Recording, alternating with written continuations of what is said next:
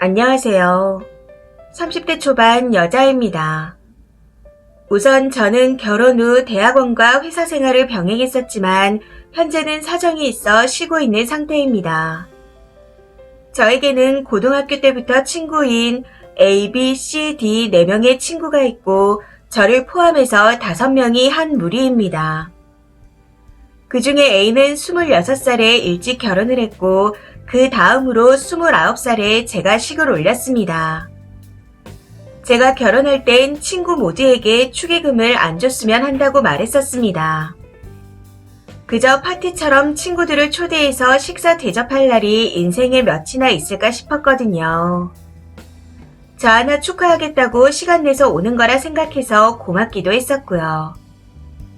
그런데 친구 A가 결혼할 때 제가 77만 원을 축의금으로 줬었는데 본인이 받아먹고 안 주면 너무 염치 없는 것 같이 느껴져서 빈손으로는 못 올 것 같다며 100만 원을 주는 겁니다.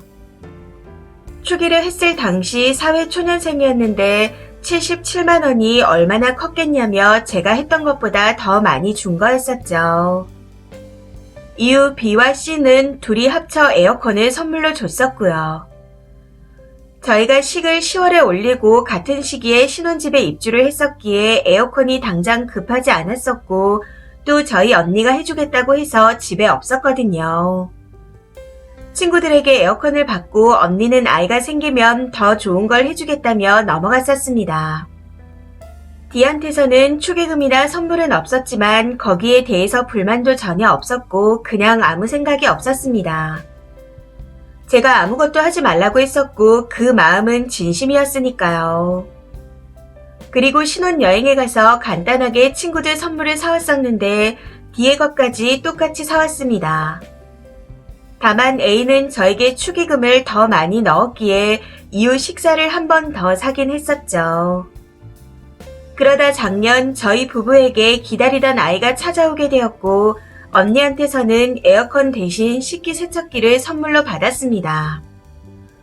친구들도 처촉하라며 저보다 더 들떠서 출산용품이나 아이 물건들을 알아보며 혹시 이거 안 필요하냐? 저거 갖고 싶지 않냐? 하며 또 많은 선물들을 해줬습니다. 이때도 D에게서는 받은 것이 하나도 없었고요.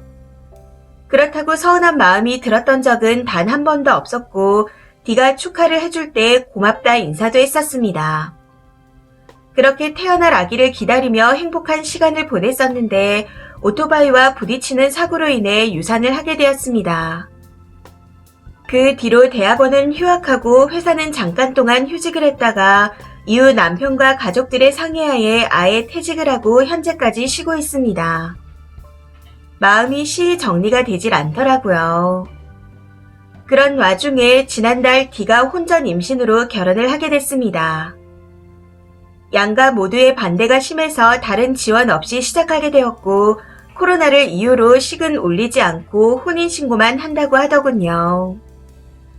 그래서 친구가 혼인신고를 하는 날 식은 올리지 않았지만 축의금 명목으로 30만 원을 친구에게 보내줬습니다.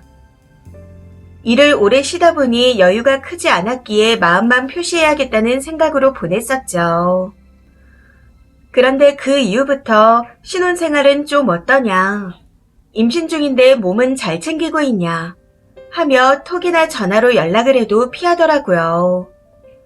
그러던 중 최근 다 같이 모여서 가장 먼저 결혼했다던 애인의 집에서 식사를 하게 되었는데 거기서도 D가 은근히 저를 피하는 느낌이 드는 겁니다. 그래서 일부러 집에 돌아가는 길에 제가 D에게 태워주겠다고 하며 물어봤습니다. 요즘 연락이 잘 안 되는 것 같다. 몸이 많이 힘드냐? 하고 물어봤더니 사실 저한테 서운한 마음이 있어 피했다고 하더라고요. 그런데 그 이유가 정말 황당하게도 제가 축의금을 적게 해서랍니다. 본인이 양가 부모님의 도움 없이 남편과 어렵게 시작한다는 걸 제가 다 알고 있는 상황이었기에 축의금 명목으로 많이 도와줄 거라고 생각했답니다. 그렇게 받은 돈을 비상금으로 모아두려고 했었다네요. 그런데 제가 30만 원 보낸 걸 보고 나서 충격을 받았다며 서운하다 하는 겁니다. 대화 내용을 최대한 기억나는 대로 적어보자면 내가 많이 못 도와준 건 미안하다. 그런데 나도 일을 쉬고 있어서 여유롭지가 못하다. 그건 너도 알고 있지 않냐. 하고 제가 먼저 이야기를 했습니다. 그랬더니 일은 쉬고 있어도 그 전에 벌이가 괜찮았고 남편도 소득이 좋지 않냐고 묻더라고요. 그래서 그렇다 해도 매달 나가는 적금이며 보험이며 대출금, 생활비 등등 지출은 똑같은데 벌이가 줄어서 어쩔 수 없었다. 그리고 내가 너에게 빚을 진 것도 아닌데 왜 이렇게 해명을 해야 하는지 이해가 안 된다. 하고 답했습니다. 제 말에 친구가 그래 빚진 건 아니니 네 말이 맞다. 그런데 A가 결혼할 때도 회사 다닌 지 얼마 안 돼서 돈이 없었는데 그때 A한테는 축의금을 많이 내지 않았었냐. 이건 친구끼리 차별하는 거 아니냐 하면서 따지듯 말하더라고요. 그때는 내가 부모님이랑 살았으니까 나 하나 용돈을 줄이면 될 일이었지만 지금은 내 가정을 이루고 있고 남편 돈으로 생활 중인데 어떻게 함부로 지출을 늘리냐. 그리고 A는 나한테 축의금을 더 많이 해줬다. 참 구차하지만 너는 나한테 어떤 것도 해준 게 없는데 진짜 차별이 없으려면 너야말로 30만 원을 다시 돌려줘야 하는 거 아니냐 하고 말했습니다. 그랬더니 황당하다는 듯 축의금은 너가 안 받겠다고 한 거 아니냐. 그래놓고는 축의해준 친구만 챙기려는 게 눈에 뻔히 보인다. 나는 그게 치사하다는 거다. 지금도 다시 축의금 돌려달라는 게 웃기지 않냐 하고 말하더군요. 대충 저런 말들을 했었는데 친구의 말에 어떤 대화로도 상황을 회복할 수 없음을 깨닫게 되었고 더는 스트레스 받고 싶지 않아서 말을 끊었습니다. 그런데 갑자기 뒤가 훌쩍이더니 같이 있어봤자 좋을 게 없다며 차에서 내려달라고 하더라고요. 해서 길가에 내려줬습니다. 당장은 D가 너무 미웠지만 그래도 임산부라 일부러 택시가 많은 곳 근처에 세워줬고요. 그런데 다음날 저녁 D의 남편이 저한테 전화를 해서 갑자기 욕을 하는 겁니다. 아직 날이 한참 추운데 임산부를 길거리에 세워두면 어떡하냐. 우리 와이프 감기 심하게 걸렸다. 어떻게 책임질 거냐. 그렇게 임산부에 대한 이해가 떨어지니 애가 떨어지는 거 아니냐. 하며 와다다 쏘아 붙이는데 너무 황당하고 어이가 없어서 아무 말도 나오지 않았습니다.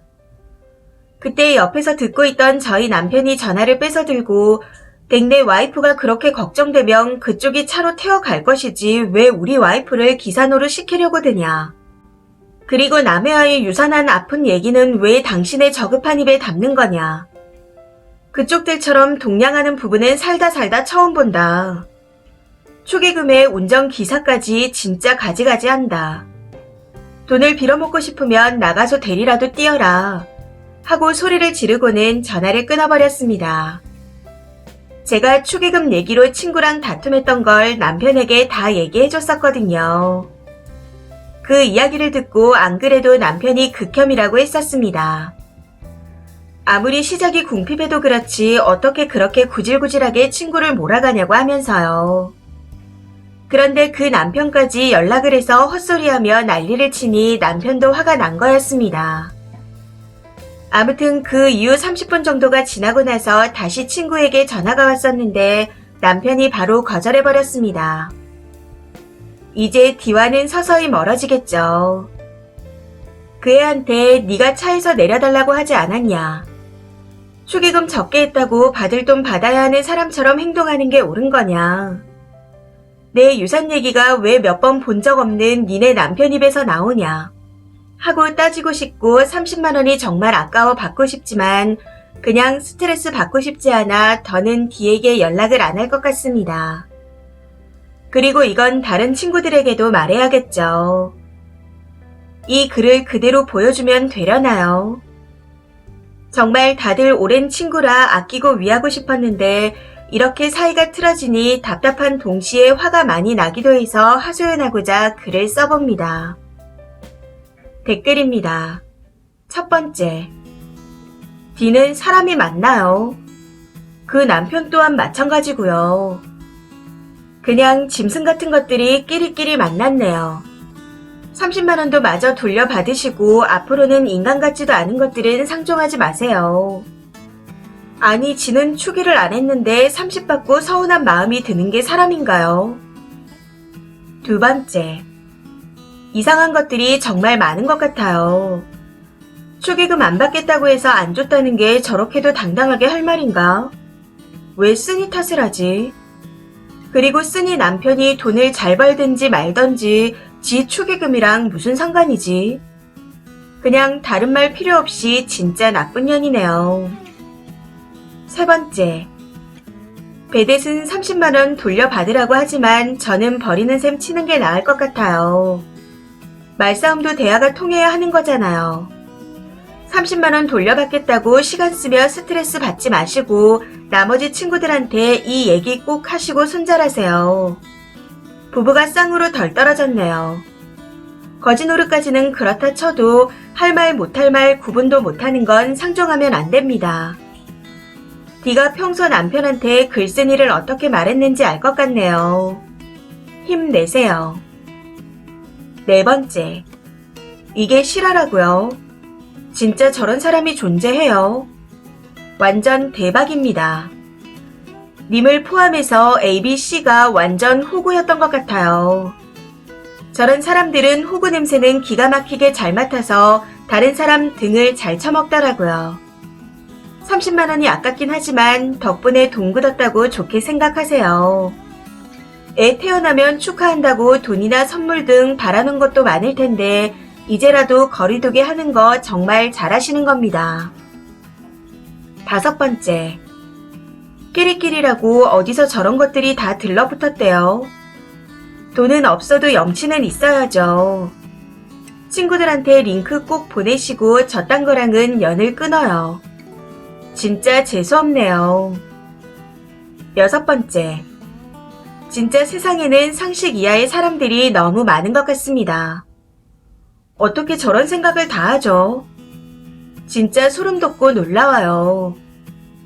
D가 임신을 무기로 친구들한테 헛소리로 동정표를 얻기 전에 얼른 이 글의 링크라도 뿌리세요. 저런 스타일 진짜 극혐입니다. 일곱 번째, 부창부수라고 하죠. 남의 아픔을 자신들의 합리화에 이용하는 그런 사람들은 안 보고 사는 게 정신건강에 좋을 듯 합니다. 그래서 애가 떨어졌다니. 참 기가 막힌 논리네요.